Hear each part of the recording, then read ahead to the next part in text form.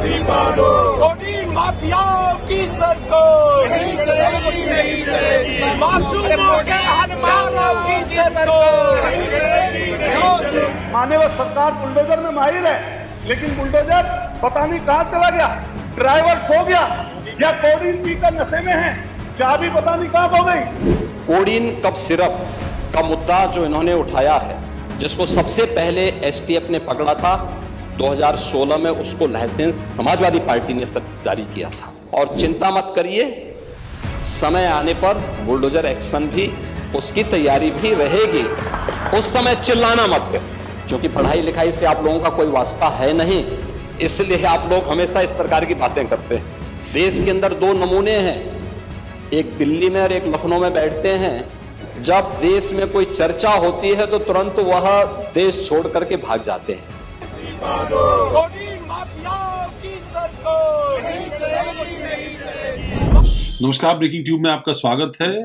आज हम बात कर रहे हैं उस मुद्दे की जिस मुद्दे ने पिछले काफी दिनों से यूपी की सियासत को गरमा रखा है। दरअसल इस वक्त उत्तर प्रदेश विधानसभा का सत्र चल रहा है। आज अनुपूरक बजट रखा जाना है, लेकिन उससे पहले नियम 56 के तहत जब बहस शुरू हुई तो उस बहस में समाजवादी पार्टी के नेताओं की तरफ से कफ सिरप मामले में उत्तर प्रदेश सरकार पर हीला हवाली का आरोप लगाया। समाजवादी पार्टी के नेता लगातार सदन के बाहर से लेकर सदन के अंदर तक कफ सिरप के मामले पर उत्तर प्रदेश की योगी सरकार को घेरते नजर आए। नेता प्रतिपक्ष से लेकर तमाम सारे समाजवादी पार्टी के सदस्यों ने कफ सिरप के मामले पर माफिया के संरक्षण और तमाम सारे उसके सिंडिकेट से जुड़े हुए लोगों की मदद करने को लेकर के आरोप जो है वो कहीं ना कहीं लगाया सत्ता पक्ष पर। और सत्ता पक्ष पर आरोप लगाते समय खुद नेता प्रतिपक्ष माता प्रसाद पांडे सामने आए, साथ ही सामने आए कुछ और विधायक अतुल प्रधान समेत, जो इस पूरे मामले पर सत्ता पक्ष के ऊपर गंभीर आरोप लगा रहे थे। अब इन आरोपों के जवाब में मुख्यमंत्री योगी आदित्यनाथ सामने आते हैं। दरअसल हम लोग बार बार ये बात कहते हैं कि जब लॉ एंड ऑर्डर का मुद्दा आता है, योगी आदित्यनाथ को उनके अपने परसेप्शन पर सवाल उठता हुआ दिखाई देता है, और इसलिए चाहे वो मामला छोटा हो या बड़ा, उन मुद्दों पर दखल भी देते हैं, जवाब भी देते हैं। शायद समाजवादी पार्टी का पक्ष इस पूरे मुद्दे पर व्यापक तैयारी के साथ सदन के अंदर नहीं आया, ये दिखाई पड़ा। नेतृत्व का अभाव और खासतौर पर अखिलेश यादव की कमी विपक्ष को यहां सीधे तौर पर दिखाई पड़ी। इसलिए जो हमला था इस पूरे मुद्दे पर, यानी कानून व्यवस्था के जुड़े हुए मुद्दे पर, वो हमला उतना तीखा नहीं हो पाया। और जब पलटवार का समय आया तो योगी आदित्यनाथ ने एक एक करके बखिया उधेड़नी शुरू कर दी। अध्यक्ष जी, प्रश्न क्या है और मुद्दे क्या उठाए जा रहे हैं? मुझे लगता है कि माननीय सदस्य को पूरा अध्ययन करके आना चाहिए, सदन की गरिमा का ध्यान भी रखना चाहिए। लेकिन मुझे इसलिए भी खड़ा होना पड़ा है क्योंकि नेता विरोधी पक्ष ने सदन की कार्रवाई प्रारंभ होते ही इस मुद्दे को उठाया और आपने भी उसको छेड़ा है। लेकिन मैं आपके छेड़ने की स्थिति को उससे आपकी इस मजबूरी को जान सकता हूं, जिसके बारे में एक छोटी सी कहावत है कि चोर की दाढ़ी में तिनका।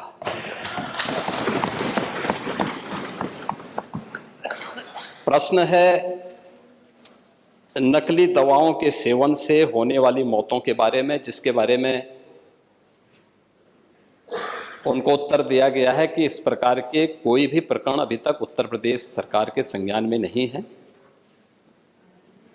दूसरा, समय समय पर इस दिशा में खाद्य सुरक्षा और औषधि प्रशासन विभाग के द्वारा छापेमारी की कार्रवाई भी होती है। उत्तर प्रदेश के अंदर कोडीन कफ सिरप के मामले में जिसको नेता विरोधी दल, मैं तो ये मानता था कि उम्र के चौथे पड़ाव पर व्यक्ति सच बोलने का आदि कम से कम इस उम्र में तो होगा ही, लेकिन इस उम्र में भी इस समाजवादी उनको झूठा बुलवा देते हैं। इस उम्र में तो कम से कम उसे झूठ मत बुलवाओ भाई, सच बोलने के उनको आदी होना चाहिए। और तो चेयर पे बैठ चुके हैं लंबे समय तक, स्पीकर के रूप में उन्होंने सदन को आगे बढ़ाया है। कोडीन कफ सिरप से उत्तर प्रदेश के अंदर कोई मौत नहीं हुई है।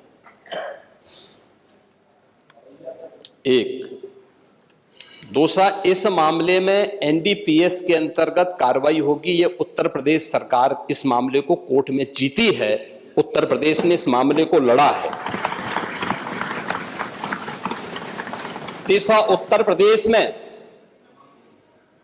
इसका जो सबसे बड़ा होलसेलर, जो बड़े होलसेलर हैं, जिसको सबसे पहले एसटीएफ ने पकड़ा था 2016 में, उसको लाइसेंस समाजवादी पार्टी ने जारी किया था।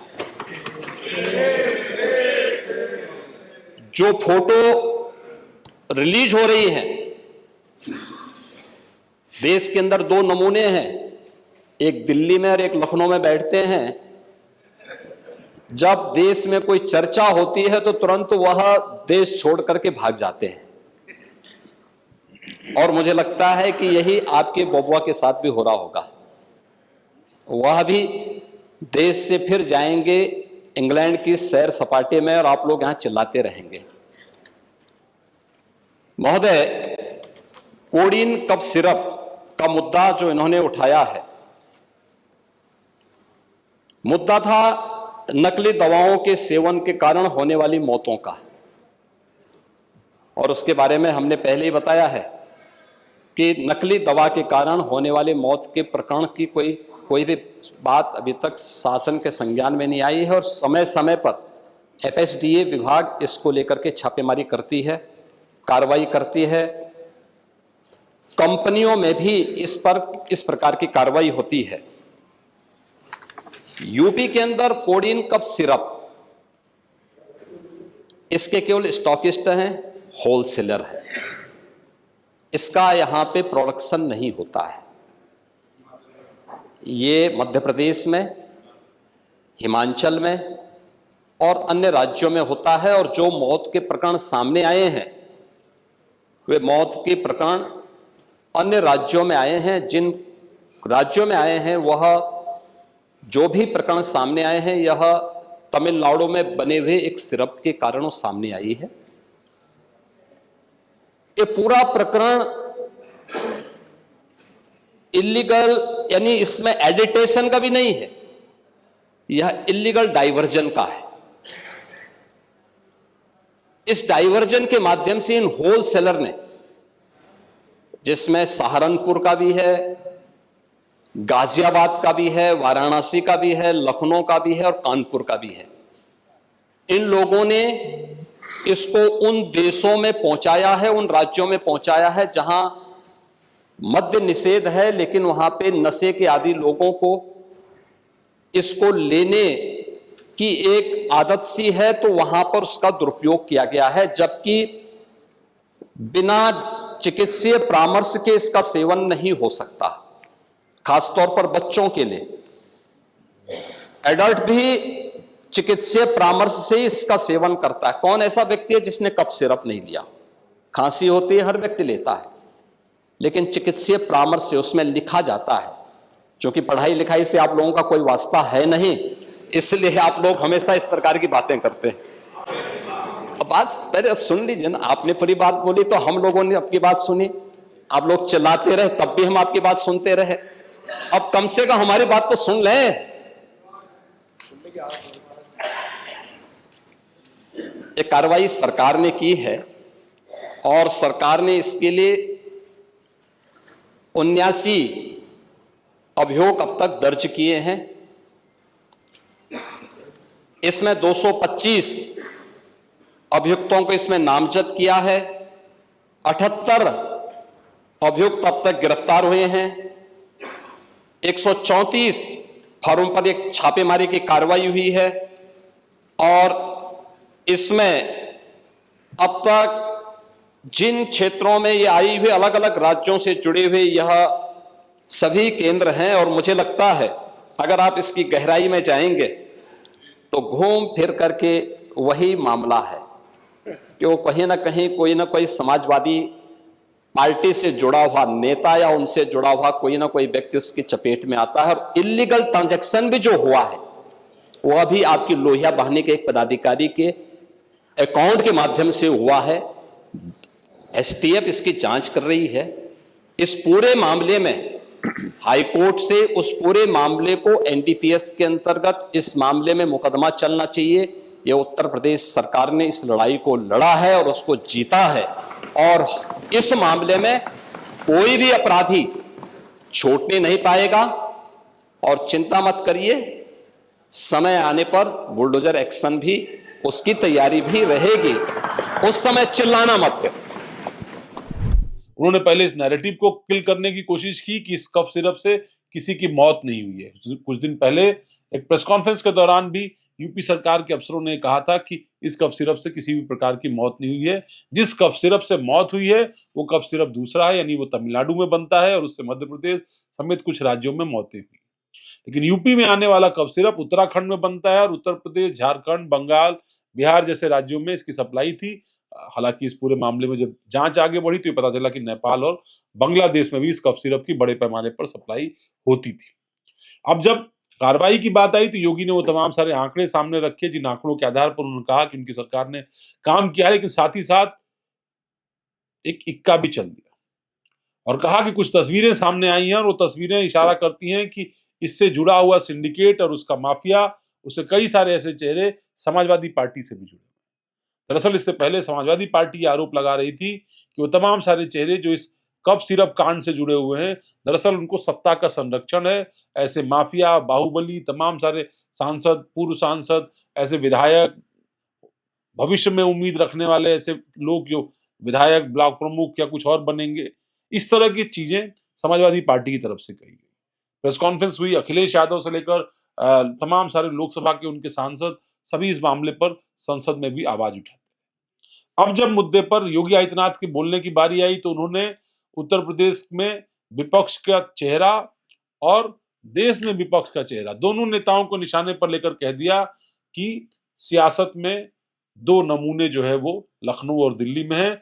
जब मौका आता है तो बोल करके धीरे से विदेश भाग जाते हैं। एक विदेश चले गए हैं और एक विदेश जाने वाले। इस तरह का करके उन्होंने निशाना साधा अखिलेश यादव और राहुल गांधी। आपको पता है कि राहुल गांधी, अखिलेश यादव, योगी आदित्यनाथ लगभग साल, 2 साल, 3 साल आगे पीछे के। राहुल गांधी योगी आदित्यनाथ से उम्र में थोड़े बड़े हैं, अखिलेश यादव योगी आदित्यनाथ से उम्र में थोड़े छोटे हैं। राजनीतिक तौर पर तीनों प्रतिद्वंदी हैं, तीनों भविष्य की लड़ाई लड़ रहे हैं और उस भविष्य की लड़ाई में जब राजनीतिक यानी पॉलिटिकल नैरेटिव सामने डेवलप करना होता है तो एक दूसरे पर निशाना साधते हैं। अखिलेश यादव लगातार पिछले कुछ दिनों से कफ सिरप मामले पर योगी सरकार पर निशाना साध रहे थे। आज योगी आदित्यनाथ सदन में आए और उन्होंने इस पूरे मामले के नैरेटिव को उलटने की कोशिश की और उसकी साफ वजह दिखाई पड़ी। सदन में जो स्ट्रेंथ थी और स्ट्रेंथ के साथ साथ जो लीडरशिप थी समाजवादी पार्टी की, वो कमजोर दिखाई। नेता प्रबल तौर पर तर्क नहीं रख पा रहे थे, अच्छे वक्ता नहीं थे या अच्छे तरीके से अपनी चीजों को कह नहीं पा रहे। ये सबसे बड़ी वजह रही जिसके नाते ये पूरा प्रकरण जब सामने आया तो योगी आदित्यनाथ सिलसिलेवार तरीके से इस पूरे मामले पर अपनी सरकार का पक्ष रखा और ये तक कह दिया कि जो कुछ भी इसमें हुआ है ये सब विपक्ष की ओर से एक प्रोपेगेंडा बनाया जा रहा है। यूपी सरकार की तरफ से कार्रवाई हुई, यूपी ने कोर्ट में जाकर के जो है इस पूरे मामले को एनडीपीएस से करने का जो मैंडेट था वो हासिल किया और उसके बाद जब कार्रवाई की है तो बहुत सारी चीजें सामने आई और उसमें उन्होंने एक और इशारा किया कि समाजवादी पार्टी का एक पदाधिकारी भी उसमें शामिल है जिसके अकाउंट से पैसों की लेन देन की गई। ये तक कहा कि इस कफ सिरप मामले में जो सिंडिकेट में काम करने वाला माफिया है उस माफिया को ड्रग लाइसेंस भी समाजवादी पार्टी की तरफ से मिला। इस तरह के इशारे आज योगी आदित्यनाथ ने किए हैं। हालांकि विपक्ष की तरफ से बाद में इसको लेकर के काफी प्रतिरोध किया गया, सदन का हंगामा किया गया, वॉकआउट किया गया। बेल में जो है विधायक आ गए विपक्ष के और उन्होंने पोस्टर दिखाने शुरू कर दिए। उन्होंने कहा कि आप हमारे नेताओं के खिलाफ इस तरह की बात क्यों कह रहे हैं, इस तरह का आरोप, इस तरह की भाषा का इस्तेमाल क्यों कर रहे हैं। नेता प्रतिपक्ष की तरफ से भी प्रतिरोध किया गया, लेकिन उन प्रतिरोधों के बीच जो मुख्य मुद्दा था वो कहीं गायब होता दिखाई पड़ा। तथ्यात्मक तरीके से इस मामले में सही आरोप लगाने की जो स्टाइल थी वो शायद कमजोर थी। सरकार को घेरने का जो प्रयास था वो भी कहीं ना कहीं कमजोर दिखाई पड़ा और शायद वो प्रेस कॉन्फ्रेंसेस में अखिलेश यादव जो बोल रहे थे उनसे भी कमजोर दिखाई पड़ा। तो इसका मतलब समझ में आया कि सदन में उनके विधायक या उनके नेता वो तैयारी करके भी नहीं आए थे जिन तैयारियों के आधार पर उनको सरकार को घेरना था। सरकार को, खासतौर पर मुख्यमंत्री को, कानून व्यवस्था पर एक और फुल टॉस मिल गई और उन्होंने उसको बाउंड्री से बाहर भेज दिया। और यही वजह है कि अब सोशल मीडिया पर योगी आदित्यनाथ के तमाम सारे वीडियोस जो है वो सदन की कार्रवाई से रिलेटेड वायरल हैं। खासतौर पर उन्होंने जो बात कही है कि सदन के अंदर जो बात उन्होंने कही, एक बार फिर आपको याद होगा एक डायलॉग उनका, जब अतीक अहमद वाला कांड हुआ था प्रयागराज में, उमेश पाल की हत्या हुई थी, उन्होंने कहा था माफिया को मिट्टी में मिला देंगे।